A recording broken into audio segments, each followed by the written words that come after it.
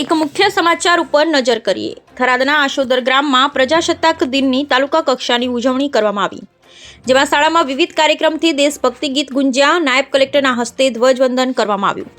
26મી જાન્યુઆરી એટલે કે પ્રજાસત્તાક દિવસની ઉજવણી સમગ્ર દેશમાં કરવામાં આવી રહી છે, ત્યારે નવનિર્માણ પામેલા જિલ્લામાં થરાદના આશોદર ગામમાં તાલુકા કક્ષાની ઉજવણી કરવામાં આવી હતી। થરાદના આશોદર ગામમાં આવેલા આદર્શ હાઈસ્કૂલ ખાતે આજનો દિવસ એટલે કે પ્રજાસત્તાક દિવસની ઉજવણી કરવામાં આવી હતી, જેમાં મુખ્ય મહેમાન તરીકે થરાદ નાયબ કલેક્ટર તુષાર જાની તેમજ થરાદ મામલતદાર કે.એચ. વાઘેલા ઉપસ્થિત રહી તિરંગો લહેરાવ્યો હતો।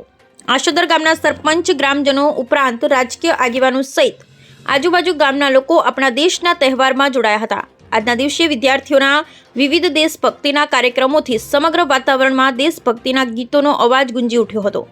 પ્રજાસત્તાક દિવસના આ કાર્યક્રમમાં રાષ્ટ્રગાન બાદ આજના દિવસના મહત્વ વિશે માહિતગાર કરવામાં આવ્યા હતા। વિશિષ્ટ કામગીરી કરનાર અધિકારીઓને સન્માનિત કરવામાં આવ્યા। ત્યારબાદ મહાનુભાવો દ્વારા વૃક્ષારોપણ કરવામાં આવ્યું। Bureau report કયુમભાઈ Chauhan, Tharad, Lakhani bureau chief, Banaskantha. આજે 26મી જાન્યુઆરી તાલુકા કક્ષાનો પ્રોગ્રામ આજે આશોદર વિદ્યાલય આશોદર ખાતે યોજવામાં આવ્યો છે।